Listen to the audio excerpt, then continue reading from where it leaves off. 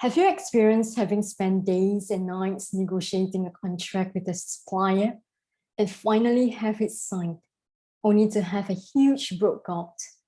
What about a sudden non-delivery, though both parties had agreed on the schedule, price, and parts to deliver? Before we proceed further, a quick disclaimer that all information shared are for educational purpose and is not substitute for professional advice. And while all information is provided in good faith, we make no representation or warranty. Coming back to the question, you've answered yes, you are not alone. In a research conducted by BCG, Boston Consulting Group in 2019, reported that about 50% of companies surveyed, both corporates and startups, were dissatisfied with their partnership.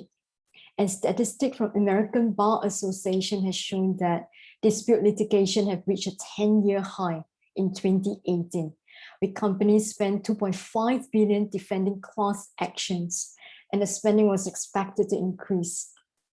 Why? A poll by McKinsey in 2019 surveyed executives on their perceived risk for failure in partnership, which at the bottom on this slide was a snapshot of the survey results, which shows that partners' disagreement and poor communication will rank the highest. So what causes the problem? A Harvard research team did a study and reported that failure to partnerships are primarily due to the way it was managed, which focused largely on the delivery of SLA, with rigorous T&Cs carrying sticks and carrots and intensive governance and control in protecting the buyer's interests. Nothing wrong with that, right? In fact, it is the right thing to do as a procurement professional representing your company's interests. But how many of you would agree that it bites both ways? When one party is putting up a high defense, the other party will usually do the same, resulting in a war build-up disconnecting them.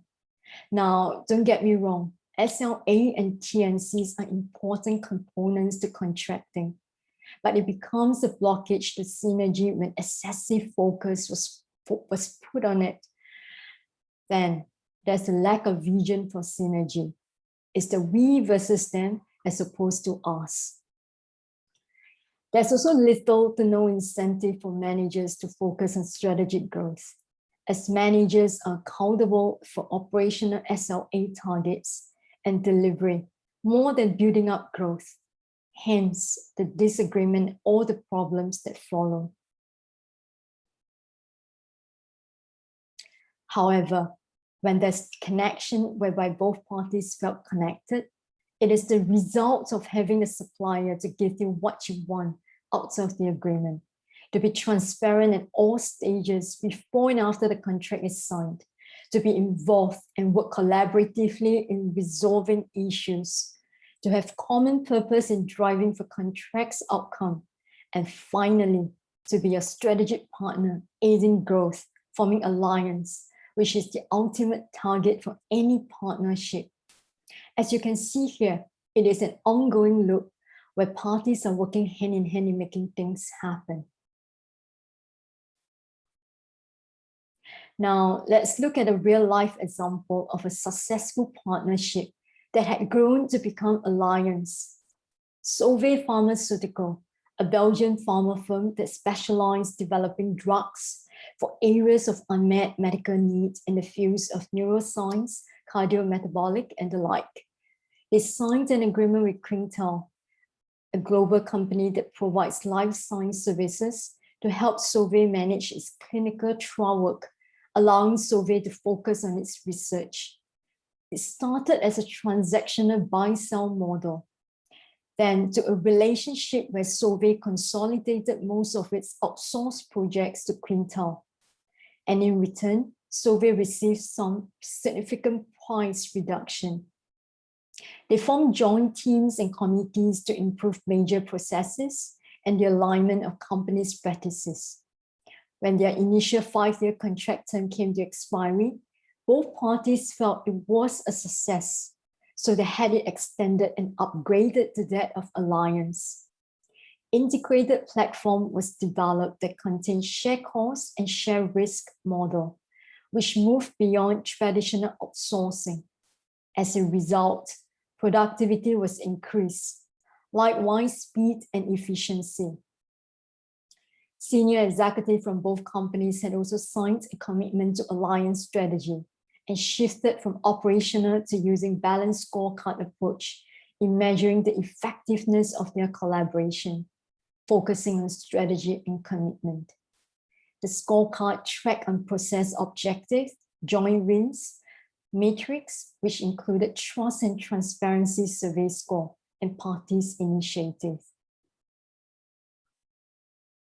This slide shows an example of the scorecard and strategy map that Solvay and Quintal use as governance framework and incentive for each and both to achieve the alliance.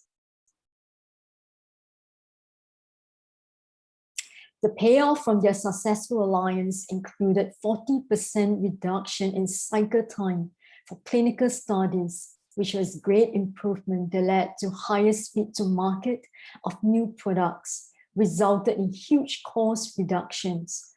Non-performing sites were half when the team developed new way to manage, resulted in $1 million savings in total. And both teams felt having greater empowerment through shared understanding of joint objectives, especially in making strategic decisions early in the product design cycle, resulted in another significant savings in time and money. With the focused delivery on alliance strategy, constantly they build on growth, which is the essence of a successful partnership. Based on research, essentially, the key to connect the partnership is to switch from operations in contractual obligations to seeking strategy and commitment. Some other companies had also adopted and experienced great results. Now, while this necessitated time, plans, and resources to build alliance, like what we saw in Solvay and Quintal, the fundamental connecting can be achieved fairly quickly. At the base, connection happens when parties seek to listen attentively, showing empathy, not making judgment or unnecessary assumption, respecting each other's thoughts and concerns, and aligning towards building up common goal and purpose. As this is a short session, we are not touched on creating a scorecard or attending a strategy map here. But let us do a simple exercise to ascertain your understanding and connection, which is the gist of the session. The objective is to identify problems that led to disconnection, the resulting impact and solution to reconnect.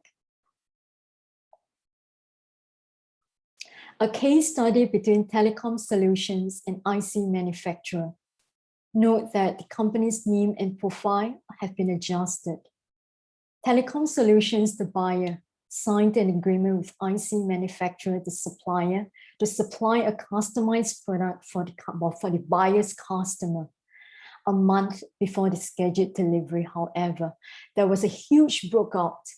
The supplier informed the buyer that he could not deliver product on time, in particular where customization was involved. He needed more time and resources to do the job. The buyer was furious and decided to terminate the contract and sue the supplier for delivery failure. The supplier then countersued the buyer. He wanted the buyer to pay him the setup costs used on the customization, but the buyer retorted that he would not pay anything since delivery did not happen. Following much heated arguments and contention, the court ruled that the buyer had the right to terminate the contract with causes and ordered the supplier to pay the buyer for his losses due to non-delivery. The supplier was unable to pay and filed for bankruptcy.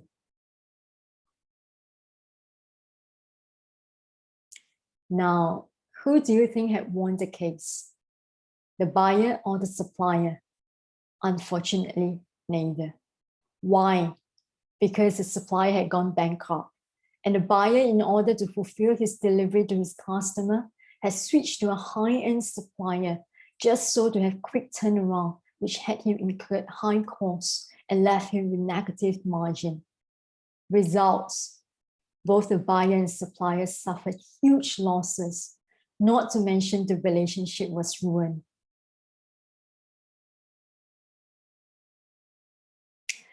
As a buyer, what would you have done differently? Now, bring to mind a scenario of your own. Who do you have difficulty engaging with? Who is the supplier? Then think about what would have happened if you were to connect meaningfully with your supplier. Think for a moment. Give some thoughts to it.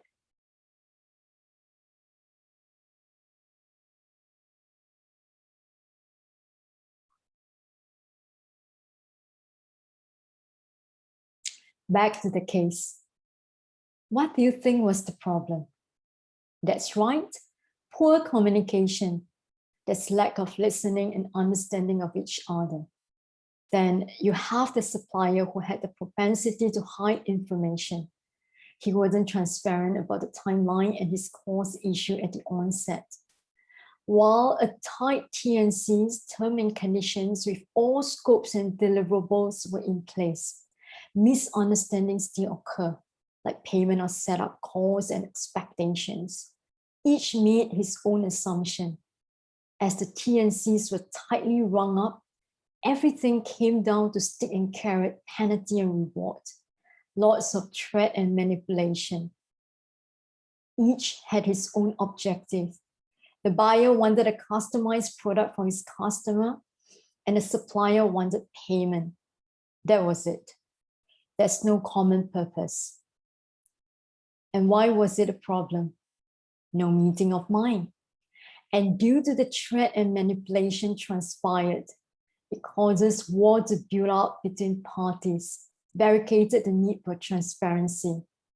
And so the result, unsurprisingly, disconnection between parties. What was the impact? Misunderstanding. Each had his own judgment concerning the other. The buyer doubted the supplier if he would deliver. The whole deal was transactional. Relationship did not exist. Trust was lost, so the buyer refused to brainstorm with the supplier on the possible solutions to solve the problem.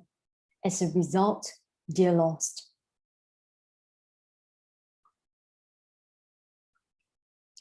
Now, let's see what could have been to build connection between parties, even in the midst of issues.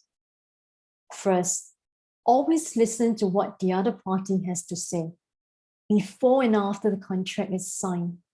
In the case example, this is obviously very lacking, with each interested in only his own needs and views. Set aside own position, own story, and all preconceived thoughts concerning the other party. Since you're going to work with one another, give the party the benefit of doubt and seek clarifications, resolve any doubt about the project. Voice your concern and ask questions to understand the other party's concern and constraint. Build trust, as trust can help to surface problem earlier, allowing transparency between parties and admitting the issues quickly, getting them resolved as fast as it appears. And when problem arises, it's important to eliminate blames and do not discredit the other, but brainstorm in an honest, collaborative manner to move forward. Focus on the objective and avoid to push to win. Demonstrate good faith. In this example, the buyer could have made trade-off, like paying the setup costs in advance to help the supplier in his cost issue. And in exchange, he could request for special discounts on the final pricing. The buyer could also work on a concessionary loan to the supplier or deploying some of his own people to help the supplier speed up the production, depending on where the supplier's needs were. And in return, he could negotiate on better terms for himself. Either way, their relationship would have elevated to that of trusted partners. and enhancing both their competitive edge in the market. And all losses would have been avoided.